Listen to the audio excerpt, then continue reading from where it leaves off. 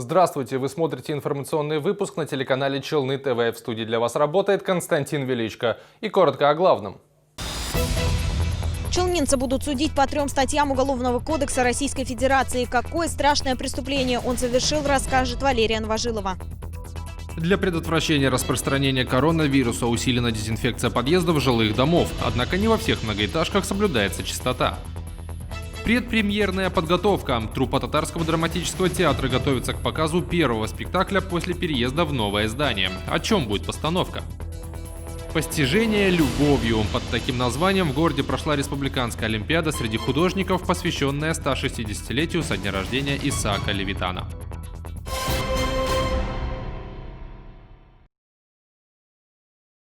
Челнинец жестоко расправился с приятелем, а затем совершил насильственные действия в отношении его сожительницы и ее 6-летней дочери. Кровавая драма разыгралась в одном из домов 56-го комплекса. Расследование уголовного дела взято на особый контроль в прокуратуре Татарстана. Подробности в сюжете Валерии Новожиловой. В ночь на 3 ноября в одной из квартир дома 56-21 было совершено тяжкое преступление. 15 ножевых ранений в области шеи, груди и спины нанес челнинец своему 38-летнему бывшему коллеге. Как сообщили в прокуратуре, убийство он совершил под влиянием алкоголя. Кровавая драма разыгралась вот за этой дверью. По версии следствия, приятели распивали алкогольные напитки. В какой-то момент между ними вспыхнула ссора, в результате которой челнинец нанес хозяину квартиры несколько ударов ножом. От полученных травм потерпевший скончался на месте. Но на этом преступник не остановился. Сразу после убийства он изнасиловал сожительницу своего погибшего друга, а также совершил насильственные действия в отношении их 6-летней дочери. По информации прокуратуры, на данный момент подозреваемый задержан. Его опознала 35-летняя потерпевшая. Кроме пострадавшей дочери, у женщины еще 2 детей. Теперь челнинцу грозит реальный срок. В отношении него возбуждено уголовное дело по 3 статьям Уголовного кодекса Российской Федерации. По данному факту возбуждено уголовное дело по статьям убийства, изнасилования и насильственные действия сексуального характера в отношении малолетней. Уголовный кодекс Российской Федерации предусматривает максимальное наказание за данные преступления до 20 лет лишения свободы. Расследование уголовного дела взято на особый контроль в профильном отделе прокуратуры Татарстана. Валерия Новожилова, Сергей Вильданов. Новости Челны ТВ. В Набережных Челнах для предотвращения распространения коронавируса принято решение усилить дезинфекцию лестничных площадок и лифтов жилых домов. По установленному плану ежедневную уборку необходимо организовать в 8 тысячах подъездов и около 7 тысячах лифтов. Однако есть многоэтажки, где еще до появления COVID-19 требовались тщательная дезинфекция и уборка, но они не проводятся и сейчас. Сегодня наша съемочная группа отправилась в один из таких домов. Чтобы предотвратить распространение коронавируса, были приняты меры по усилению дезинфекции лестничных площадок, лифтов и подъездов. Как заявил заместитель руководителя исполкома Илья Зуев, чиновники провели собрание с управляющими компаниями, напомнили им об уборке и потребовали составлять журналы с отчетами. Однако не везде эти распоряжения выполняются. У нас в подъезде это убирается, может быть, раз в месяц. И везде там бутылочки, баночки и даже, как говорится, гадят. Трудно говорить о качестве будущих работ по дезинфекции, если еще до появления коронавируса не проводились обязательные уборки подъездов. Сейчас на лестничных площадках дома 5412 копится разнообразный мусор. В каких-то обертках, вот фольга немножко, и какие-то черные там эти остатки, масса как бы какая-то, видимо, это наркоманов. Бутылки, бычки, шприцы, сожженные газеты разбросаны по этажам. Когда в дом не было свободного входа, лестничные площадки находились в чистоте. Сейчас посторонние люди попадают в него через запасную дверь, которую управляющая компания не может закрыть. Они оставляют после себя грязь на лестничных площадках, а также могут разносить коронавирус и другие заболевания. У нас дома 5412, 5413, они в подвале находятся? Извините, пожалуйста, попозже. Управляющая компания, ответственная за дом 5412, в беседе нам отказала. Наши вопросы по состоянию подъездов были проигнорированы. Руслан Бекмухаметов, Айдар Мусин, Новости Челны ТВ. Обошли все аптеки, а толку нет. На нашу горячую линию обратилась челнинка. Ее родственница уже несколько дней лежит в больнице с подтвержденным диагнозом COVID-19. Однако помочь ей до сих пор не могут. Лекарственных препаратов в городе нет. И такая ситуация не единственная. Наша съемочная группа провела собственное расследование и узнала причины нехватки медикаментов. Подробности далее. Бесполезно, мы дозвониться не могли так. То есть просто идут гудки и все. Либо занято, либо идут гудки, трубку никто не берет. Бабушку супруга госпитализировали в больницу с поражением 30% легких, рассказывает Мария Мякишева. Однако состояние здоровья пенсионерки продолжает ухудшаться. Она болеет, на данный момент подтвержден ковид. У нее поражение легких больше 50%. Находится она во второй горбольнице, лежит. Позвонил лечащий ее врач, маме моего мужа, и сказала то, что нужно лекарство.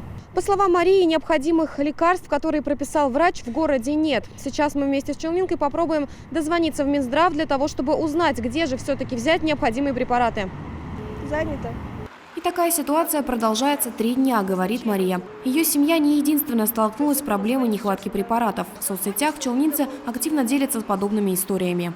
Прописали орбидол и другие, а в аптеке нет. Заразила мужа, он пошел в свою поликлинику, там такой же рецепт. Звонила в справочную аптек, а орбидола нет нигде. Также горожане говорят, что медикаментов нет не только в аптеках, но и в больницах, их не предоставляют. Дедушка поступил в Набережно-Челнинскую инфекционную больницу с подтвержденным диагнозом коронавирус и поражением легких 44%. Дексаметазон мы купили самостоятельно, потому что в больнице отсутствует этот препарат. Для проверки информации мы отправились в несколько аптек города. Берут, почему не берут? Противовирусные и от симптомов препараты. Все берут. Но замечаете, что выросло, да, количество таких покупок? Есть такое, есть. Угу. Есть. А маски, перчатки есть у вас в продаже? Есть. Люди противовирусные часто берут? Ну, я интервью не могу давать. Ну, так уж нам скажите в общем. Берут, да. За разъяснением ситуации мы обратились в аптечные сети Татарстана. Комментировать ситуацию сотрудники отказались. В управлении здравоохранения города пояснили, что в государственных аптеках такой проблемы нет. В настоящее время лекарства-препараты, назначаемые для лечения пневмонии, новой коронавирусной инфекции, в государственных аптеках Тавтехмедфарма имеются в наличии. Небольшое отсутствие было связано с тем, что люди покупали кто-то впрок, кто-то родственникам. Чтобы не создавать дефицита препаратов в аптеках, специалисты рекомендуют покупать лекарства дозированно и по назначению врача. А также не заниматься самолечением, так как аналоги могут не повлиять на ход лечения заболевания или вовсе ухудшить состояние здоровья. Диана Млярова, Ленар Султанов, Сергей Вильданов. Новости Челны ТВ. Задать вопросы стало удобнее. Отделение Пенсионного фонда России по Республике Татарстан разработало личного помощника в пенсионных вопросах. Как оформить страховую пенсию по старости, что нужно знать о материнском кабинете, как выбрать вариант пенсионного обеспечения, как подать заявление о доставке пенсии. Задать эти и другие вопросы челнинцы могут в WhatsApp по номеру телефона 8 960 088 30 74. Достаточно отправить к контакту любое текстовое сообщение. 3 ДТП с участием детей произошли за сутки. Такова статистика аварийности с участием несовершеннолетних только за первый день школьных каникул. 2 инцидента связаны с наездом на велосипедиста и на пешехода 12 лет, который ехал на самокате по нерегулируемому пешеходному переходу. Еще одна девочка-пассажирка 8 лет пострадала при столкновении 2 машин. Все 3 детей были доставлены в медучреждения города. Осенние каникулы у учащихся продолжаются, поэтому хочется обратиться и к автолюбителям, и к пешеходам, чтобы они были предельно внимательными на проезжей части. Сотрудники госавтоинспекции не зря призывают соблюдать правила дорожного движения как пешеходам, так и автолюбителям. Сегодня, 3 октября, приблизительно в 13 часов дня произошло очередное ДТП с перевертышем на пересечении проспектов Мира и Автозаводский. Столкнулись ВАЗ-2112 и Kia Rio. После удара отечественный автомобиль вылетел на островок безопасности для пешеходов и оказался на крыше. К счастью, обошлось без пострадавших, чего нельзя сказать про поврежденные автомобили. Сейчас мы ненадолго прервемся на короткую рекламу. Не переключайтесь, впереди много интересного. Медицинский центр Ликон Плюс. Все виды медицинских услуг. 35 врачей-специалистов. Собственная лаборатория. Физио- и процедурные кабинеты. Рентген, КТ, УЗИ. Звоните 47 58 48. Санаторий Шефаласу Ижминводы приглашает на отдых и лечение на особых условиях. Спецпредложения, акции, выгодные цены. Ловите на сайте ижмин.рф. Распродажа. Шерсть 100 рублей за упаковку. Капроновые колготки от 40 до 100 рублей. Носки женские, мужские от 16 рублей. База Заречье, 9 склад.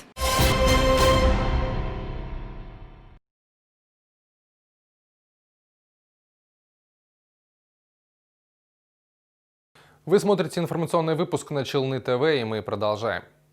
Много народов, страна одна. 3 ноября стартовала международная акция «Большой этнографический диктант». В этом году организаторы внесли изменения в формат его проведения. Какие именно, а также на какую тему были вопросы, расскажем в нашем сюжете.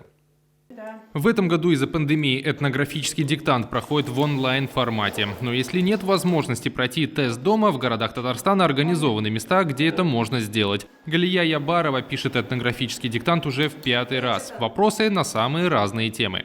Вопросы про Великую Отечественную войну, вопросы про животных, про песни, про блюда. Очень интересный диктант. Советую всем принять участие. В этом году основной темой диктанта стала 75-я годовщина Победы в Великой Отечественной войне, а также столетие ТАССР. В Набережных Челнах несколько мест, где можно пройти тестирование онлайн. Одно из них – Дом дружбы народов «Родник». Ответила на вопросы диктанта и директор учреждения Ландыш Ишалина. За 45 минут необходимо ответить на 30 вопросов. 20 единые для всех участников, 10 – вопросы, связанные с тем регионом, из которого участник тестирования. Мы же проводим праздники. Вот я видела там такой же вопрос есть. Что такое праздник Нордуан? Вот, например, кто ответит на этот вопрос? Конечно, мы больше знаем в этой сфере, так скажем, это не секрет. Поэтому нам более ближе этот вопрос, эта тема. В прошлом году этнографический диктант прошли 454 тысячи жителей России и зарубежных стран. Координаторы проекта ожидают, что в этом году эта цифра будет еще больше, а Республика Татарстан окажется в тройке лидеров по количеству принявших участие в тестировании. Мы будем ежедневно мониторить и осматривать по количеству участников от Республики Татарстан. Я думаю, данный формат позволит населению в более легкой, доступной форме пройти этот диктант. Попробовать свои силы в знаниях истории и традициях различных народов, проживающих в России, может любой желающий. Этнографический диктант будет проходить на протяжении нескольких дней и завершится 8 ноября. Предпремьерная подготовка. В новом здании Татарского драматического театра в поселке Изяпь уже вовсю готовится к началу нового сезона. С целью оживить театр перед премьерой его руководство объявило о серии открытых экскурсий. Горожан приглашают познакомиться с новым зданием. Встречи пройдут 4 и 6 ноября. Гостей будет встречать художественный руководитель Олег Кинзягулов и театральная труппа. О чем порадуют зрителей в день премьеры, узнала съемочная группа Челны ТВ. Труппа драматического театра имени Аяза Гилязова под руководством художественного руководителя Олега Кинзягулова готовится к открытию сезона. Для премьеры выбрали комедийную пьесу Ильгиза Зайниева «Свободная черта».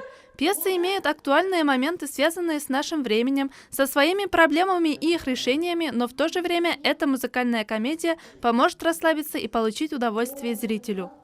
Хотелось создать такой праздник, как комедия, чтобы зритель пришел и получил удовольствие, насладился и новой сценой, и новым зданием. Сами артисты с нетерпением ждут дня, когда они впервые встретят зрителей на этой сцене. Вся труппа с волнением осваивает роли для премьерного выступления. Они примеряют на себе различные образы и работают над собой, чтобы соответствовать данным им ролям. Начинаем с молодежной комедии, в основном здесь участвует молодежь. Ну, я думаю, будет много драйва, веселья и энергии. По роли я, конечно, там очень такой качок, который с первого взгляда завоевывает женщин, знает к ним подход. И я, конечно, сейчас работаю над этим, стараюсь и в форму прийти. Мы готовимся, мы ждали этого момента. Сейчас уже, так скажем, на финишной прямой. Уже основные костюмы готовы, декорация готова, так скажем. Уже на сцене мы осваиваемся, к новой сцене привыкаем. Ну и ждем наш великолепный юбилейный творческий сезон. Несмотря на очень непростое время, это прекрасная возможность горожанам отдохнуть, отвлечься от бытовой суеты, развлечься и на время окунуться в мир красоты. Все требования противовирусной профилактики будут выполнены. Премьера запланирована на 14 ноября. Инзиля Халюлина, Ленар Султанов, Новости Челны ТВ. Вспомнить творчество великого художника и проверить свои знания в области искусства. В детской художественной школе номер 1 провели региональную олимпиаду по биографии и произведениям Исаака Ильича Левитана.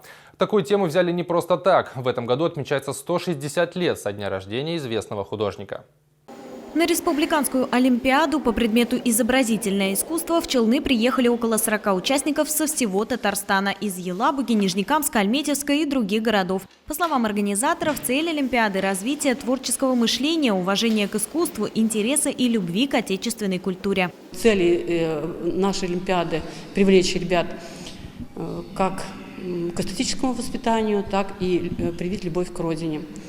Ребята с удовольствием участвуют. Нас не первый год мы собираем большое количество детей, обучающихся с других школ. И надеемся продолжить эти олимпиады. Задания олимпиады были как в тестовом, так и в творческом формате. Как отмечают сами участники, вопросы были непростые, но интересные. Некоторые из вопросов были достаточно сложные, но в принципе со всеми справилась. Интересные вопросы были по поводу жизни Левитана. Одно из сложных это, скорее всего, будет, наверное, первая часть тура, потому что вопросы достаточно сложные из его биографии, и большая часть там, скорее, это деталь первого тура. Интересно также было третье задание, это рассказать, как ты относишься к фрагменту из картин, указать название и что ты, собственно, чувствуешь. После всех заданий участники проверили свои знания и узнали что-то новое, посмотрев фильм о творчестве Левитана «Постижение любовью». Победители получили подарки и пополнили свои портфолио грамотами. Валерия Новожилова, Сергей Вильданов. Новости Челны ТВ. Победитель наконец-то определен. Завершился открытый чемпионат города по волейболу среди мужских любительских команд. Он должен был закончиться еще весной, но из-за пандемии турнир продлился больше года. В финал вышли две команды – ТЭЦ и Регион-16. В упорной борьбе победитель определился только в пятой партии. В итоге чемпионом города стали волейболисты ТЭЦ. Финалисты получили дипломы, медали, кубки и денежное вознаграждение. Также были вручены призы лучшим игрокам команд. А сейчас с новостями погоды вас ознакомит Ольга Гайдабура. Сразу после них вашему вниманию новости на татарском языке.